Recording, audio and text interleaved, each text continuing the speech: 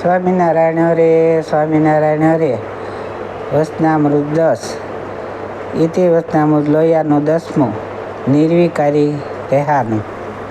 સંવત 1877ના માગસર સુધી 8મને દિવસ શ્રીજી મહારાજ ગામ શ્રી લોહિયા મધ્યે સુરાખાસરના દરબારમાં ઢોલિયા પર પ્રાંતકાળને સમયે બિરાજમાન હતા ને ધોળી છીટની ડગલી પહેરી હતી તથા ધોળો સુરવાર પહેર્યો હતો તથા ધોળો ફેટો મસ્તક ઉપર બાંધ્યો હતો ને પોતાના મુખારવિંદની આગળ મુનિ તથા દેશ દેશના હરિભક્તની સભા ભરાઈને બેઠી હતી. તે સમયમાં નિત્યાનંદ સ્વામીએ પ્રશ્ન પૂછ્યો છે, આ જગતમાં કેટલાક મનુષ્યને સ્ત્રી આદિ પદાર્થમાં એવું યત થાય છે જે તેનો વિયોગ થયો હોય તો પ્રાણનો ત્યાગ થઈ જાય, અને કેટલાકને સ્ત્રી આદિ પદાર્થમાં યત છે પણ સાધારણ છે માટે તેના વિયોગે કરીને પ્રાણનો ત્યાગ ન થાય. એ બે પ્રકારના જીવ છે. તે જેમ સંસારમાં હેતે કરીને જોડાય છે તેમ તે હેતવાળાને જો ભગવાન મળે તો તેમાં પણ એમ જ જોડાય.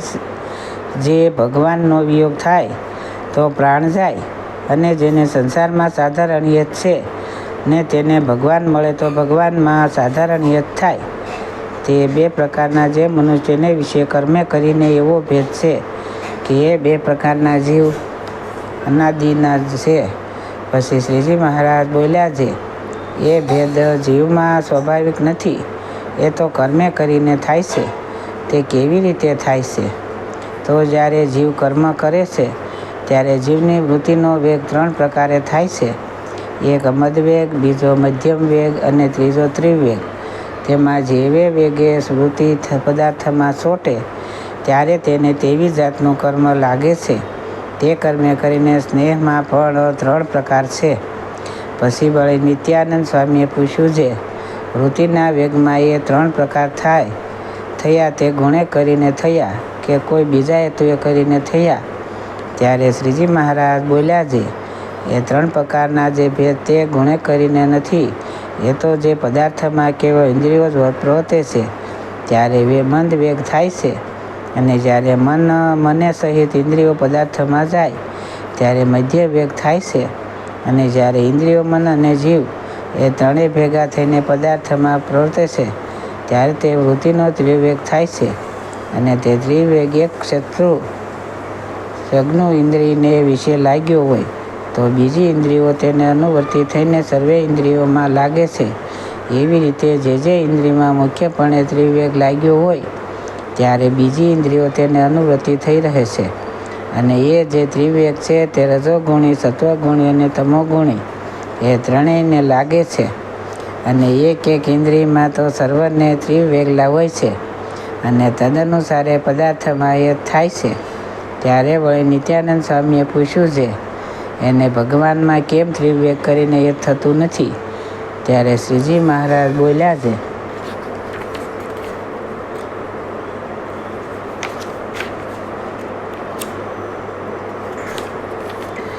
કાળ, ક્રિયા, ધ્યાન, શાસ્ત્ર, દીક્ષા, મંત્ર અને સંગ એટલાને યોગ્ય કરીને શુભ અથવા અશુભ આચરણ થાય છે. તે જો રૂઢાદેશ કાળ સગાદિક પ્રાપ્ત થયા હોય તો ભગવાનને વિશે પણ ત્રિવેગ કરીને સ્નેહ થાય છે. અને જો ભૂંડાદેશાદિકનો યોગ થાય તો ભગવાન વિના અન્ય પદાર્થમાં પ્રીતિ થાય છે. ત્યારે સત્યનાનંદ સ્વામીએ પૂછ્યું છે, કાળ વિષય હોય ત્યારે કેમ કરવું? પછી શ્રીજી મહારાજ બોલ્યા છે, જ્યારે જે સ્થળમાં કાળનું વિષમપણું હોય ત્યારે તે ઠેકાણેથી અન્ય સ્થળમાં ભાગી જવું, પણ વિષમ કાળમાં રહેવું નહીં. અને કાળ સતયુગ, ત્રેતા, દ્વાપર, કળી રૂપે કરીને બહાર વર્તે છે ને પોતાના અંતરમાં પણ વર્તે છે. તે જ્યારે અહીંયામાં કળી વર્તતો હોય ત્યારે ભગવાનની મૂર્તિ અહીંયામાં ધારવી નહીં, બહાર નેત્રને આગળ ધારવી. પછી મુક્તાનંદ સ્વામીએ પૂછ્યું છે, જેના હૃદયમાં મંદવેગ, મધ્યવેગ અને ત્રિવેગ વર્તતો હોય તે કેમ જાણવો? પછી શ્રીજી મહારાજ બોલ્યા છે, જ્યારે મંદવેગ વર્તતો હોય ત્યારે નાની બાળકી તથા યૌવનવાળી સ્ત્રી તથા વૃદ્ધ સ્ત્રી એ ત્રણેયને દેખીને સરખો ભાવ રહે. કેમ જે ત્યાં એકલી ઇન્દ્રિયની જે વૃત્તિ ગઈ છે માટે તેમાં મંદવેગ છે. અને જ્યારે ઇન્દ્રિયને વિશે મન ભળે છે ને ત્રણેય પ્રકારની સ્ત્રીને દેખે છે તે બાળકીને, વૃદ્ધ સ્ત્રીને તેનો ભૂંડો ઘાટ નથી થતો, અને યુવાન સ્ત્રીને વિશે ભૂંડો ઘાટ થાય છે. ને વિકારને પામી જાય છે. અને મધ્યમ વેગ જાણવો.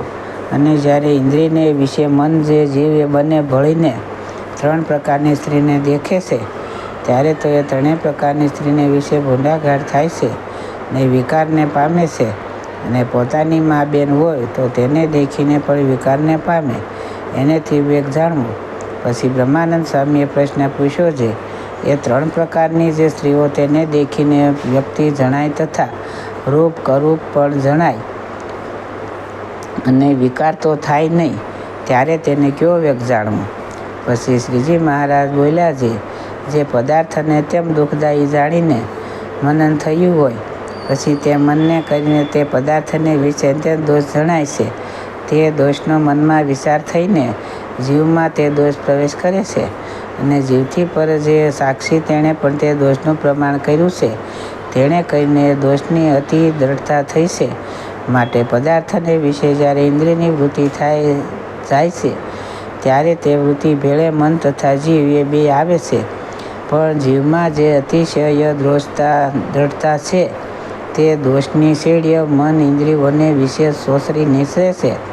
માટે તે પદાર્થ યથાર્થ દેખાય તે જાણ્યામાં આવે પણ તેને વિશે અંત્યમ અભાવ આવી જાય છે. જેમ દૂધ સાકરનું પાત્ર ભર્યું હોય ને તેમાં સર્પે લાળ નાખી હોય ને તેને નાખતા દીઠી હોય પછી તે દૂધ જેવું પૂર્વ દેખાતું હતું તેવું ને તેવું દેખાય પણ તેનો અતિ અભાવ વહ્યામાં વર્તે છે. કેમ જે એણે એમ જાણ્યું છે કે જે એને પીવે તો તત્કાળ પ્રાણ જાય તેમ જેને એમ સમજાયું જે આ રૂપવાન સ્ત્રી છે તે કલ્યાણના માર્ગમાં વિરોધી છે અને આ લોક પરલોકમાં વિશે પર દુઃખદાયી છે ને સ્ત્રીની પ્રાપ્તિ તો મને સર્વે પશુ આદિક જન્મને વિશે અનંત વાર થઈ છે અને હજી જો પરમેશ્વરને નહીં ભજું તો અનંત સ્ત્રીની પ્રાપ્તિ થશે. માટે એ વાત દુર્લભ નથી. અને ભગવાનને ભગવાનના સંત તેનો સંગ તે તો મહાદુર્લભ છે. અને એ દુર્લભ વસ્તુની પ્રાપ્તિ વિશે એ સ્ત્રી જ પરમ વિઘન રૂપ છે એવું જાણીને જે યામાં દોષની વૃત્તા થઈ છે તેણે કરીને ગમે તે રૂપવાન સ્ત્રી દેખાય જાય તો પણ વિકાર થાય નહીં. અને વળી એને વિશે અવિકાર રહ્યાનું બીજું પણ કારણ છે. જેમ જનક વિદેહી જેવા જે મોટા ભગવાનના ભક્ત રાજા હતા તે રાજ્યમાં રહ્યા હતા તે રમણીય એવા જે શબ્દાદિક પંચ વિશે તેને ભોગવતા થકા પણ જ્ઞાનની દ્રષ્ટાએ કરીને નિર્વિકારપણે રહ્યા.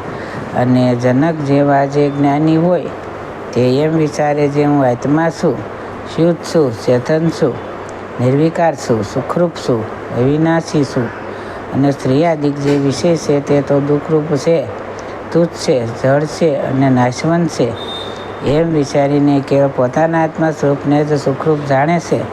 અને શબ્દાદિક વિષયમાં જે સુખ જેવું જણાય છે તે સારા જેવું જણાય છે તે આત્મા વતે જણાય છે. અને આત્માથી નીકળી જાય ત્યારે સુખરૂપ હોય તે ભૂંડું થઈ જાય છે. એવી રીતે પોતાના આત્માને વિચારે અને આત્મા થકી પર જે પરમાત્મા તેનો વિચાર કરે છે આવું જે માયા થકી પર શુદ્ધ આત્માનું જ્ઞાન તેને હું પામ્યો તે સંતને પ્રતાપે પામ્યો છું. અને તે સંત પરમેશ્વરના ભક્ત છે. અને પરમેશ્વર તે તો સર્વાત્મા એવા જે બ્રહ્મ તેના પણ આત્મા છે અને અક્ષરના પણ આત્મા છે અને અનંત કોટી જે યુક્ત તેના પણ આત્મા છે. એવા જે પરબ્રહ્મ પરમાત્મા નારાયણ તે હું પરબ્રહ્મ એવો દાસ છું. અને તે ભગવાનનો મહિમા તો એમ સમજે જે ઇત્યાદિક શ્રુતિઓ ભગવાનની મહિમા અતિશય પ્રતિપાદન કર્યો છે એવી રીતે પોતાના સ્વરૂપનું તથા પરબ્રહ્મના સ્વરૂપનું જેને જ્ઞાન છે તેને ગમે તેવા સુંદર વિષય પ્રાપ્ત થાય પણ તેણે કરીને કોઈ લેશ માત્ર પણ તેનું મન વિકારને પામે નહીં. અને અવશ્ય જે શબ્દાદિક વિષય ગ્રહણ કર્યા જોઈતા હોય તેને ગ્રહણ કરે પણ તે વિષયને આધીન થઈ જાય નહીં, સ્વતંત્રપણે ગ્રહણ કરે. જેમ કરોળીઓ પોતાની લાળને વિસ્તારીને પછી સ્વતંત્રપણે ગળવી ઘટે ત્યારે ગળી લેશે તેમ એવો જે જ્ઞાની તે પોતાની ઇન્દ્રિયોની વૃત્તિને વિષયમાં પ્રસરીને પાછો સ્વતંત્ર થકો સંકેલી લે છે. અને એવો જે હોય તે રાજ્યમાં હોય તો પણ વનમાં છે અને વનમાં હોય તો પણ તેને રાજ્ય કરતાં વધતો આનંદ છે. અને એવો જે જ્ઞાની તે રાજ્યમાં રહ્યો હોય તે હજારો મનુષ્ય પોતાની આજ્ઞામાં રહેતા હોય ને સમૃદ્ધિયુક્ત હોય, તેણે કરીને પોતાને કાંઈ એમ ન માને જે હું બહુ મોટો થઈ ગયો, અને જે રાજ્યનો નાશ થઈ જાય ને હાથમાં મૃત્તિકાનું પાત્ર લઈને ઘરોઘર માગી ખાય, તેણે કરીને એમ ન માને જે હું હવે તો ગરીબ થઈ ગયો.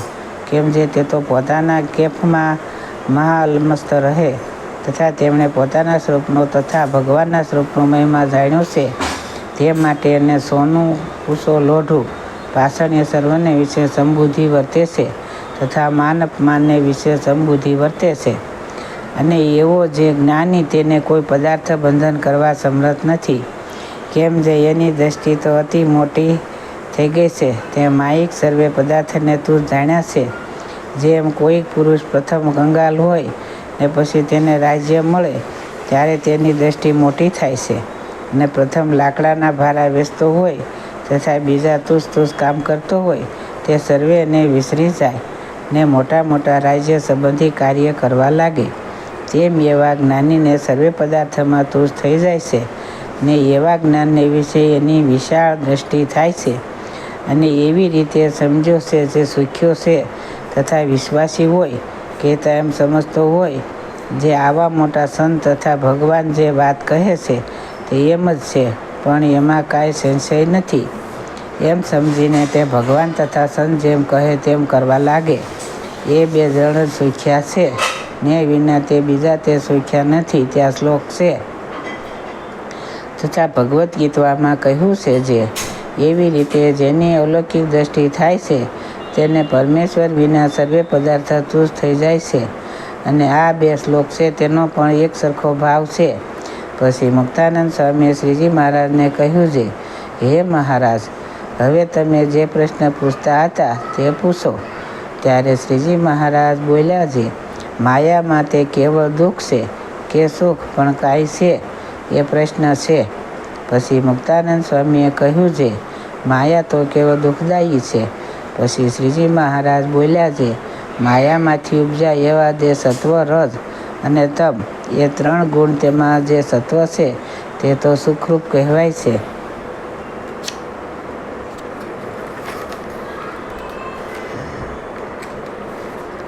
શ્રીમદ ભાગવતમાં કહ્યું છે, જે સત્વ તથા સત્વગુણની સંપત્તિ તે જ્ઞાન, વૈરાગ, વિવેક, શમ, સમાધિ છે. એવી જે માયા તે કેવી રીતે દુઃખરૂપ છે. અને હવે એકાદશ સ્કંદમાં કહ્યું છે, જે માટે મોક્ષને કરે એવી જે વિદ્યારૂપ માયા તે કેવી રીતે દુઃખદાયી છે. પછી એ પ્રશ્નને સાંભળીને મુક્તાનંદ સ્વામી આદિક સર્વે પરમહંસ બોલ્યા છે, હે મહારાજ, એનો ઉત્તર અમથી થાય નહીં. એનો ઉત્તર તો કૃપા કરીને તમે જ કરો. પછી શ્રીજી મહારાજ બોલ્યા છે, જેમ યમરાજાનું જે રૂપ તે પાપી જીવને અતિ ભયાનક વિકરાળ જણાય છે, તથા મોટા મોટા દાંત ને મોટું મુખ ભયાનક દેખાય છે, તથા કાજળ જેવું કાળું તે પર્વત જેવું મોટું ને કાળ જેવું ભયાનક એવું સ્વરૂપ દેખાય છે. અને પુણ્યવાળા જે જીવ તેને તો યમરાજાનું રૂપ અતિશય સુખદાયી વિષ્ણુના જેવું જણાય છે. તે માયા છે તે જે ભગવાનની વિમુખ છે, તેને તો અતિ બંધન કરનારી છે ને અતિ દુઃખદાયી છે. અને જે ભગવાનના ભક્ત છે તેને તો એ માયા અતિશય દુઃખદાયી છે. અને માયાના કાર્ય જે ઇન્દ્રિયો, અંતકરણ અને દેવતા એ સર્વે ભગવાનની ભક્તિને અતિ પુષ્ટ કરે છે. માટે ભગવાનના ભક્તને તો માયા દુઃખદાયી નથી, પરમ સુખદાયી છે. પછી મુક્તાનંદ સ્વામીએ પ્રશ્ન પૂછ્યો છે, જ્યારે માયા સુખદાયી છે ત્યારે પરમેશ્વરનો ભક્ત હોય તે ભગવાનની મૂર્તિને હૃદયમાં ધારીને ભજન કરવા બેસે છે, ત્યારે તેને અંતકરણ રૂપ માયા તે સંકલ્પ વિકલ્પ રૂપે કેમ કરીને સુખ દુઃખ આપે છે. પછી શ્રીજી મહારાજ બોલ્યા છે, જેને ભગવાનનું માધ્યમ સારી પેઠે સમજીને અતિશય દ્રઢ ભગવાનનો આશ્રય હોય તેને તો અંતકરણ રૂપ માયા છે તે દુઃખ દેતી નથી. અને જેને એવા આશ્રયમાં ફેર હોય તેને દુઃખ દેશે. જેમ કાસો સત્સંગી હોય તો તેને કુસંગી હોય તે ડગાવવાનો આગ્રહ કરે, પણ જે પાકો સત્સંગી હોય તો તેને ડગાવવાની કોઈ લાલચ રાખે નહીં, અને તેને સાંભળતા કોઈ સત્સંગનું ઘસાતું બોલી શકે નહીં. તેમ જેને એવો પરિપક્વ પરમેશ્વરનો આશરો થયો છે તેને ડગાવવાની લાલચ અંતકરણરૂપ માયા રાખે નહીં અને સામી તેની ભક્તિમાં પુષ્ટિ કરવા લાગે. અને જેના જીવને વિશે એવા આશરામાં કાંઈ કાશ્યપ હોય તેને માયા ડગાવે છે ને દુઃખ દેશે. અને જ્યારે એનો એ જીવ એવી રીતે ભગવાનનો પરિપક્વ આશ્રય કરશે ત્યારે એને ડગાવવાને અર્થે તે પીડવાને અર્થે માયા સમર્થ નહીં થાય. માટે એનો ઉત્તર એ જ છે, જેને ભગવાનનો એવો પરિપક્વ નિશ્ચય છે તેને કોઈ રીતે માયા દુઃખ દેવાને અર્થ સમર્થ થતી જ નથી. ઇતિ વચનામૃત લોયાનું 10મું જે તે થયું. સહજાનંદ સ્વામી મહારાજની જય. હરિકૃષ્ણ મહારાજની જય. નીલકંઠ પ્રભુની જય. સૌને મારા જાજાથી જય સ્વામિનારાયણ.